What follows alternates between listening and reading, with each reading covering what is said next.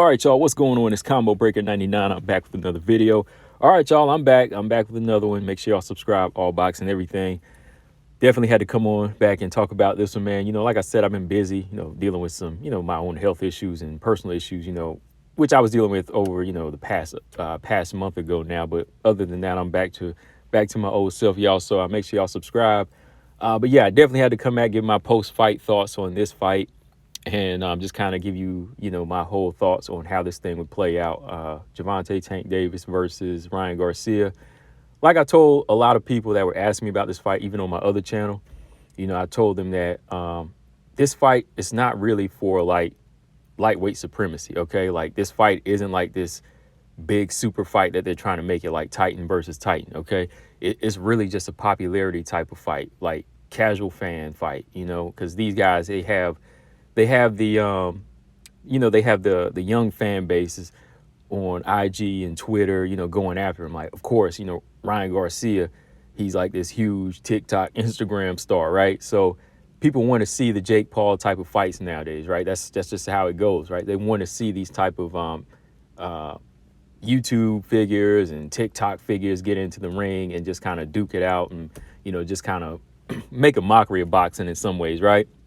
But Tank, he's the true boxer. He is the true boxer, and he has a good backing. So when I saw these two line up, and they were just trying to push this thing as like this huge pound for pound type of fight, I was like, nah, it's not like that.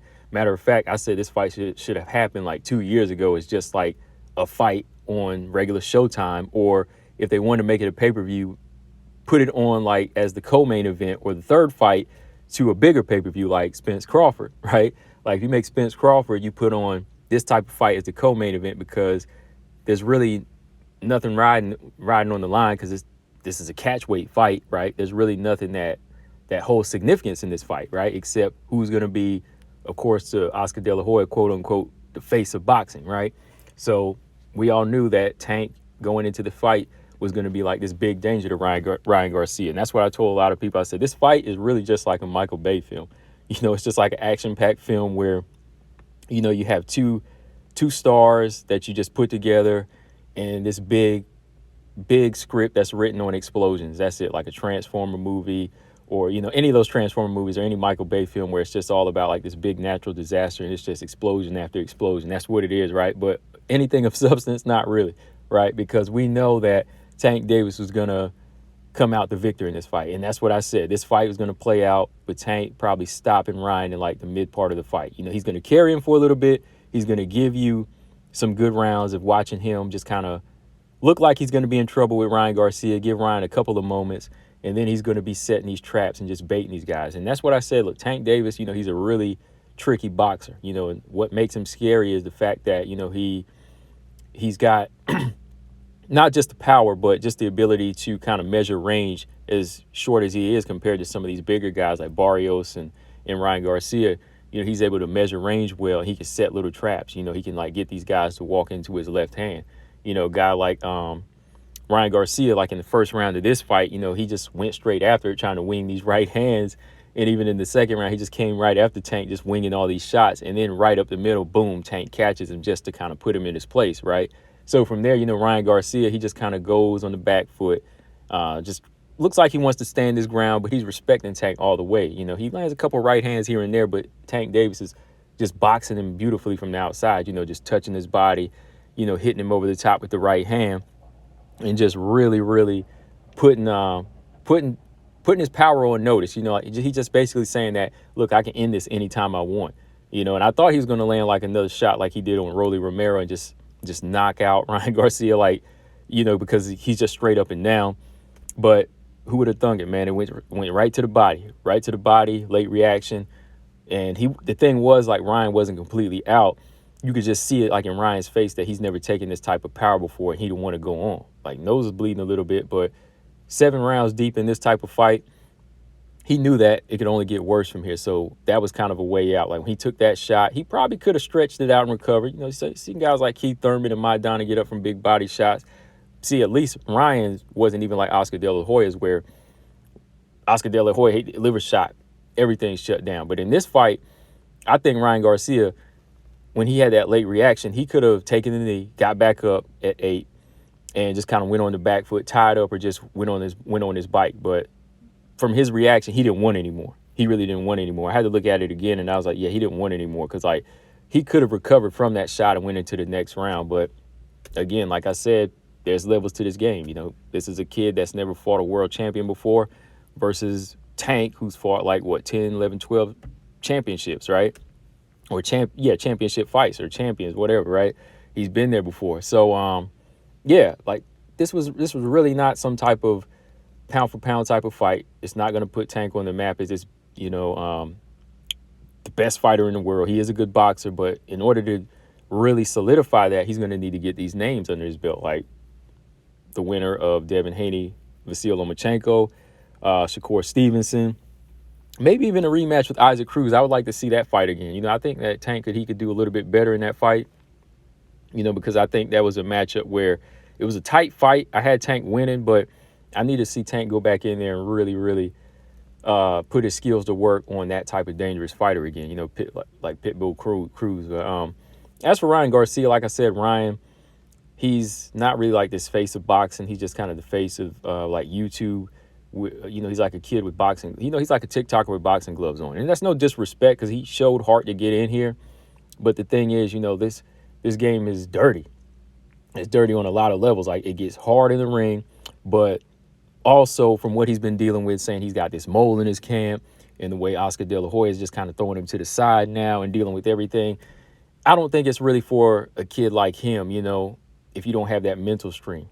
You got to be able to go your way or roll with the punches or become your own boss. And they're like guys like Floyd were able to do, Roy Jones, they could stay in this game. Evander Holyfield, they had the heart to deal with the politics outside, the pressure on the outside, and also with what's going on in the ring, So when it comes down to things, even like a hydration clause in the contract, it should have been on Ryan Garcia to say, no, I'm not signing that crap. We're not making this fight then. You know what I mean? Because people are getting mad at Tank for putting this hydration clause out there. But the thing is, it's a contract.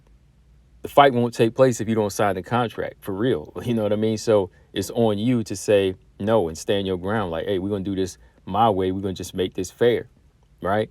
So, yeah, when it comes down to it, it was entertaining. It was entertaining, like I said, as just like a mindless action film. That's what type of fight this was. And we just got a glimpse of the boxing skills of a guy like Tank that need to be tested on guys like Haney, Loma, Teofimo, Shakur Stevenson, and so on. Guys like that. That's what I'd rather see. Ryan Garcia said he's probably going to move up to 140. Definitely got a lot of work to do for Ryan Garcia. He's definitely got to work on his head movement. He's too straight up and down. Doesn't really have any footwork. And that got exposed too, just how he was able to get baffled on the feet a couple of times where Tank was like backing up into a corner and he went after Tank with like a flurry or combination, and Tank just kind of like stepped to the right. And I just saw like Ryan Garcia's feet do this like little stutter step, and it took him a minute to get back into his stance. And he was just like, oh, snap, he's behind me now. You know what I mean? So little things like that just show you that Ryan, he still has a little ways to go. He still has a little, maybe a long ways to go. To really turn into like this power puncher that's just dominant, in these lower weights, right? So yeah, man. Other than that, man, like I said, I just enjoyed it as like mindless action. Nothing really to get bent out of shape about when it comes down to like, saying, Ryan was cheated here, or who's the better fighter here. Tank just scooped up some big cash here, made himself the face of boxing as far as popularity. But when it comes down to deciding who the best boxer is, fights like Beterbiev versus Bivol, that'll decide that. Spence versus Crawford, Haney versus Lomachenko. Those are the type of fights where we're going to really see like who's the true face of boxing as far as like skills, skills and legacy fights. So for me, I just want to see Tank step it up, fight one of these other guys at lightweight, take on one of these other guys at lightweight. And, just start putting it on the line now. An O is not everything. And I might do a video on this channel about that, talking about the O, because it seems like the O is so sacred now. And back in the day, we didn't care about that. We really didn't care about that. My favorite fighter might have had 2 or 3 losses.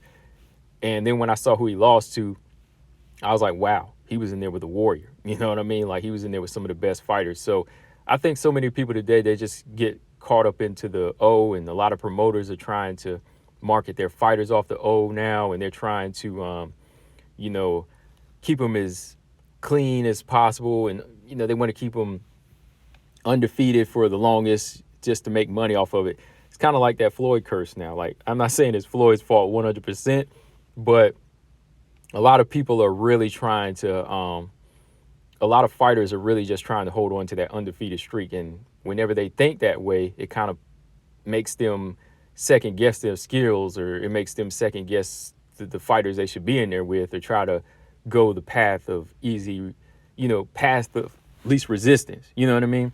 So, I don't want to see Tank go that route. I want to see him go in there with the Warriors. I want to see him, you know, really test himself and build up his legacy. All right. So yeah, guys, let me know what y'all thought of the fight. Like I said, I'll be back with some more videos. I might do one on you know, the O, like I said. And yeah, make sure y'all keep on subscribing. I'll be back now. Try to be back regularly with more videos. Combo Breaker 99. I'm out. Subscribe. Peace.